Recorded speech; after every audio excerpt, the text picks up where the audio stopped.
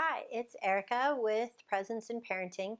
Today I want to talk about those needs that live under the behavior that I've been talking a lot about in videos and that I know that other people are starting to really put out there and help us all understand what is happening when we see different behaviors in our children. So, the part that I have been sharing with you guys is that when you see behaviors in your children, that's something that you would like to change or that you think needs to be changed or fixed, I really want you guys to think about what is your child trying to tell you? And that's such a huge question, right? And it would take so much translation and interpretation and all of that. So, a best way for us to be able to figure out what is the child trying to tell us through their behavior, and this is children, young children, all the way through teenagers. And guess what? Even you, even adults, we are demonstrating the needs that we have through our behavior.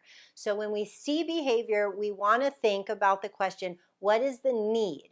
What is it that my child needs right now, or my partner, employee, employer, what have you?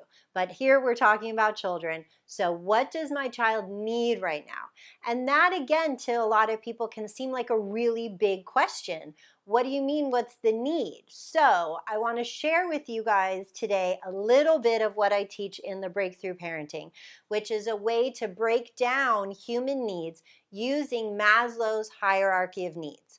So automatically I just made this pyramid with my fingers because those of you who do know and those of you who don't, Abraham Maslow talked about basic needs of human beings and how we can meet these needs and how they're layered upon each other. And he did it in the shape of a pyramid, which I just think is so super brilliant. So this actually is how we look at it in Breakthrough Parenting. And this is not something Erica did. This is Breakthrough Parenting. Dr. Major came up with this entire program and put together a lot of these really cool visuals and a lot of different ways that we can remember what we're doing when we're trying to change our behavior as parents to help our children with their behavior. So what are the needs? As I said, it's in the shape of a pyramid. Hierarchy of Needs by Abraham Maslow. So you guys can Google Maslow, Hierarchy of Needs. Today I want to focus on the bottom four. This top one, self-actualization, is really important, but I want to save that for another time. The thing about the pyramid is that you have to meet all of the needs on the lower levels of the pyramid in order for you to get to the top, to self-actualization. So with children, we're really focusing on the basic needs. And really, when I stopped to think about this a couple of years ago, because I've been doing Breakthrough Parenting for so many years now, it really started resonating with me how this also goes along with how we develop. So at the very bottom are physical and survival needs. So literally this is our temperature. Have we eaten? Have we slept? Are we sick? Is it cold outside? Am I protected against the cold or the heat? Do I have enough water? Am I hydrated? So I automatically started thinking about infants. What do we do when we're caring for infants? We're literally just taking care of their basic needs so they can survive. When infants cry, literally you can tell a cry of discomfort versus the wail of an infant, right? Those of you with older children, just remember back to when you really could recognize the difference in their cry. It was like, hello, help me, or I'm going to die. It's literally that part of us that wants to survive, but that needs help. So physical and survival needs. If your child is hungry, if your child is tired, if your child is sick, they're probably going to be showing you some behaviors that are going to indicate that there's something going on. And a lot of times when we hear children or when we see them behaving in a way that we're not liking, that's the first place to start. Are they hungry? Are they tired? Have they not been feeling well? Is there something physically going on? I just posted a video about eating, where in the video and in the little caption below, I really noted what a big deal checking out the physical needs are by advocating for you guys to go to the pediatrician and to rule out that there's any physical thing that's happening. So that's number one, is we want to start with the bottom, make sure that the physical survival needs are met. Once we're sure that those are met, we can start to move up. The next one here is safety and security. So automatically with safety and security needs, I, being Erica, started thinking about toddlers. Toddlers are all about safety and security.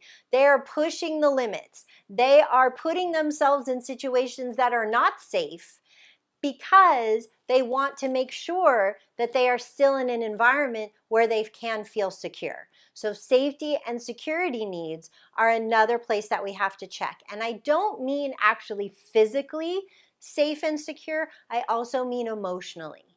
Is this a safe environment for me? Is this a place that I can actually be who I am? Or am I having to put on a mask? Am I having to get that false self out there so that people will like me and people will be nice to me and people will take care of me, if we're talking again about a very young child? So safety and security needs, very important. Are we feeling safe and secure? Is there something happening that's threatening or that might be causing some fear in the child? Are we angry? That's like an easy one that just popped into my mind. If we're already angry or frustrated, that's sending a signal to the kid, this may not be a safe time for you to actually share what's actually going on in your world. So we'll have a tantrum about something else, or we will do the opposite and try and be good. And oh no, I'm okay, so you can calm down, and then you'll be ready to take care of me again. So safety and security needs is a really big one.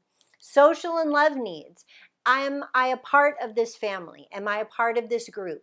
I need to feel like I belong. Eric Fromm, in this level of need, talked about needs of belongingness, which I actually like a little bit more than calling it social love needs. For those of you who want to Google, Fromm is F-R-O-M-M. So Fromm talked about this need to belong, which is Maslow's social and love needs. I have to feel like I belong here in order for me to totally be me. So that is a need that children have. And a lot of times when we're seeing behaviors that we're not liking in our child, this could be it. They might not feel like right now they belong in the situation. They might feel like we want them to go to bed, or we want them to go in the other room, or we wish that they could just leave us alone for 5 minutes. Belonging, social, okay? Social and love needs. The next one, the last one that we're going to talk about here in this video, are appreciation and self-esteem needs. Very important. Those of you who like positive parenting. Positive parenting became pretty big in the 70s, and lately with Amy McCready has had a resurgence of positive parenting. A lot of the stuff in there I think is right on, and one of the things that I believe is right on is addressing this need, that children have a need, like we all do, to feel appreciated. And if they don't feel appreciated, if they don't get that, what they're calling their attention and appreciation, in positive parenting a lot of it is about attention, sometimes it's they're not feeling appreciated. That's a need that we need to meet. So how do we help a young child or an older child feel appreciated? It doesn't mean, yay, we have to give them, all kinds of accolades and all kinds of stuff about whether or not they did a good job and give all of this kind of praise. Rather, acknowledging. Part of presence in parenting is acknowledging what you've seen the child do, if they've been kind to another person, if they are doing their contributions and helping around the house. It doesn't mean they need a gold star or $5 or a cookie.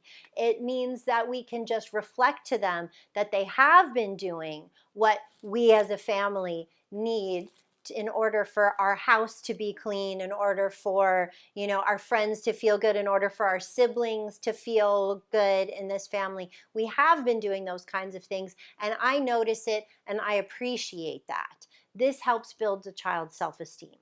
So those are the basic needs. Self-actualization we'll get to later. Again, remember, it's a pyramid. Maslow was brilliant in this, in that we can't start trying to meet their appreciation needs or even their needs for belonging if physically they're not feeling well, if they're hungry, if they're tired, if they're cold, if they're too hot, or if they don't feel safe and secure. So remember the period. Remember, it's a bottom-up strategy that we're going for. We're meeting the lowest needs and working our way up. And once a child has their needs met, guaranteed, I will 100% guarantee you, their behavior will change. All right, take care, and I hope that this video helped you and your family.